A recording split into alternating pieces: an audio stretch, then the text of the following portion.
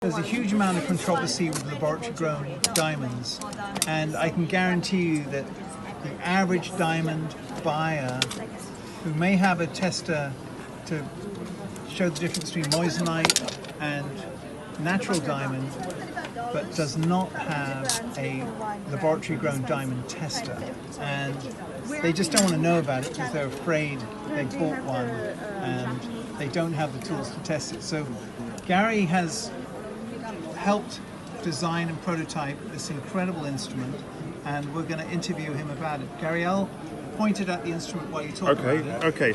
So we've been manufacturing testing equipment for diamonds for about 12 years now, and we have diamond testers as well, standard diamond testers.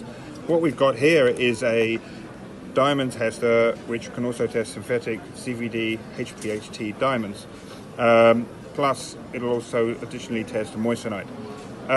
We've made it very compact. You can fit it with normal AAA batteries, or you can use a USB to the main socket like this.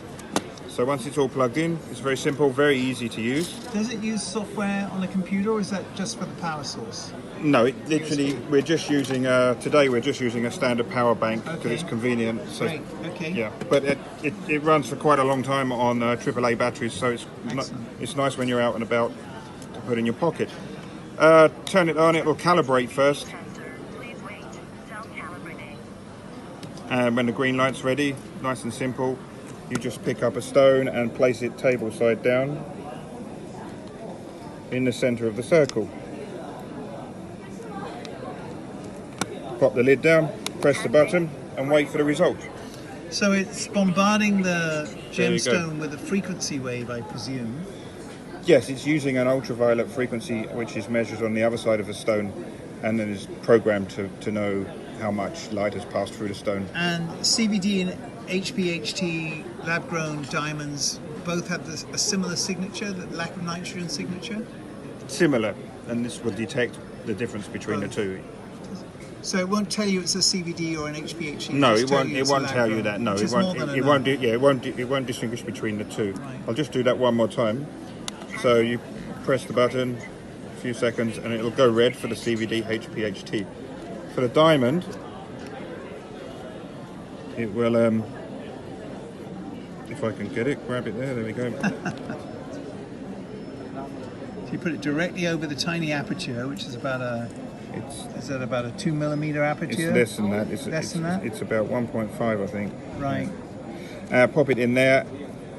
Now it'll do 2 pointers right up to 10 carat, and it'll do colours through D to M. There you go, blue for diamond. So, okay, so it'll do D to M. Colours. It can do outside the scale, but sometimes it will. You might want to test it twice. Okay.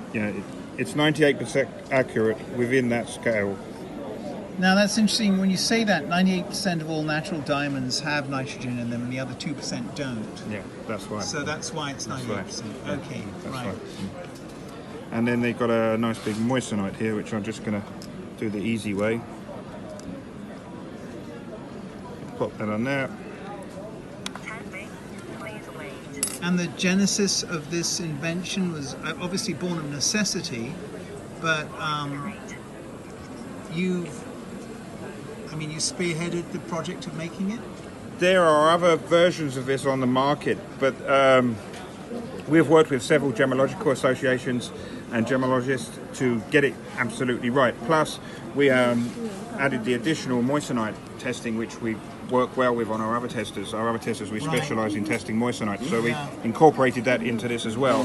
Awesome. Also, you'll find this tester will do really, really difficult synthetic stones. Synthetic stones that are made really well will always show as CVD. And your business card? Where is that, Gary? Okay, so this is our business card. Dekai Tools is a manufacturing factory. It's a British-Chinese owned company. It's been running now for over 12 years, and the branding is GemTrue, which is here. And you can find that. You can find this product on GemTrue.com, our retail store. You were selling this in Vegas at JCK 2 weeks ago? That's right. We sold out actually. We sold Did out you really? everything in Vegas. Yeah. How many did you sell? Judy, how many did we sell in Vegas? 35. 35 pieces in Vegas. 35 pieces. Yeah. Excellent. Great. Okay.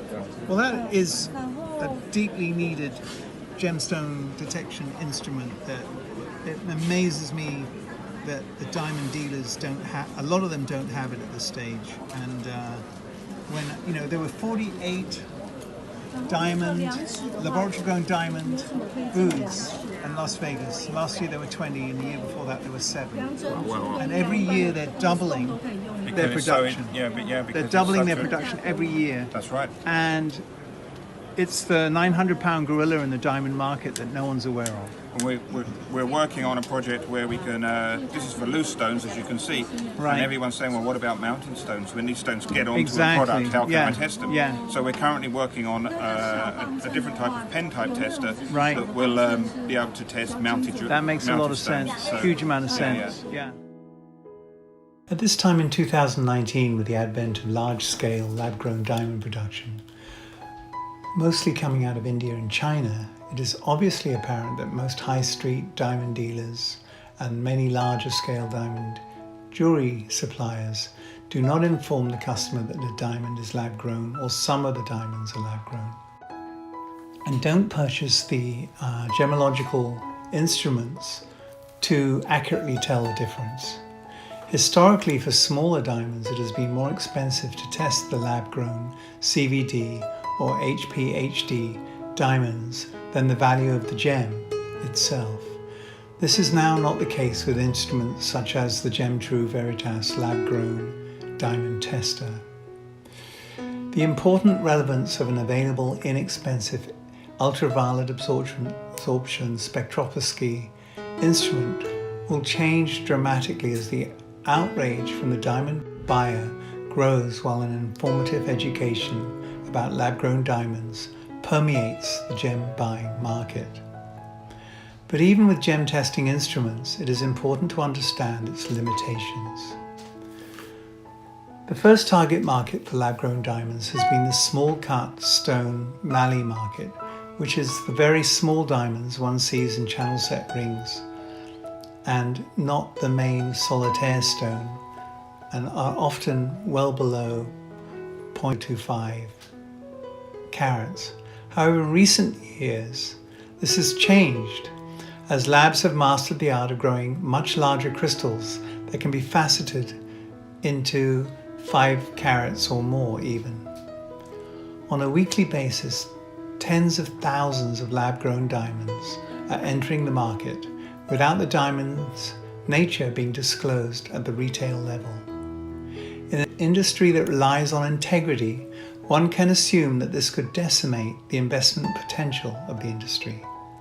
CVD or HPHD diamonds cannot be considered investment-grade gems, as their supply is only limited by the level of demand likely to grow due to their lower costs. The high-tech industry needs perfectly grown hard crystals for semiconductor and optical applications. Not surprisingly, it became a big part of the evolution to create clear colorless diamonds for the $16 billion a year diamond marketplace. From an atomic point of view, they generally are grown in such a perfect manner that this is the clue that gives them away. 96% of all natural diamonds have a different fluorescence or phosphorescence under an intense ultraviolet or infrared light to show an inclusion of about 2% of nitrogen. It only seems logical that of the over 100 labs growing diamonds around the world, one of them will discover how to include random nitrogen and boron atomic fixation into the crystal lattice in a similar way to their natural counterpart. But up until this date, that discovery, as far as we know, has not been made. This nitrogen atomic fixation, which is actually a flaw or inclusion in the natural diamond carbon-based structure, is discovered with infrared testing, which can rapidly discover the features of the moissanite CVD HPHD diamonds. It can also be discovered with ultraviolet testing, such as this instrument we showed earlier. Nitrogen is the most common impurity that enters the natural diamond structure. Also, boron can commonly form in natural diamonds. If they aggregate in the atomic lattice, the testing is more easy to discover. Visually, naturals often have a characteristic inclusion or flaw that indicates their nature. Under 10 power loop magnification or even a microscope, lab-grown crystals tend to be so perfect that they can only be tested with a ultraviolet or infrared light to alert unverified suspicions. GIA, or the Gemological Institute of America, has been studying how to identify and separate naturals from lab-grown diamonds for over 47 years, and can even analyze sealed parcels in lots of over 2,000 carats all at once. It is believed that naturals take as many years to grow deep in the earth, while lab-grown diamonds grow rapidly in as little as 200 hours. Lab-grown diamonds have a place in the market, but it is always much better if their description can be accurately disclosed at the time of sale. In every step of the sales process, as the gem travels to the retail market, lab-grown diamonds are made of the same material as natural diamonds, pure carbon, crystallized in an isotropic three-dimensional form. In the United States, the Federal Trade Commission has indicated that the terms laboratory grown, laboratory created, and the manufacturer's name, created, would more clearly communicate the nature of the stone rather than the misleading term synthetic. While lab-grown diamond sellers emphasize the green, non-conflict or non-blood nature of their diamonds, the natural market will emphasize the rarity, which actually is greatly based on their artificial limited release to control the market. Both sides have a weakness in their approach to a balanced perspective. And personally, I would not be buying a diamond as an investment stone with knowledge of how ingenious scientists can be in developing their crystal growing art into the future. If I was to invest in a gem, it'd be one of the varieties that is not viable to attract artificial atomic reproduction, such as a chrysoberyl cat's eye, that haven't yet been imitated exceptionally by the laboratory-grown crystal process, or some of the other rare coloured gemstones. Thank you very much for your time.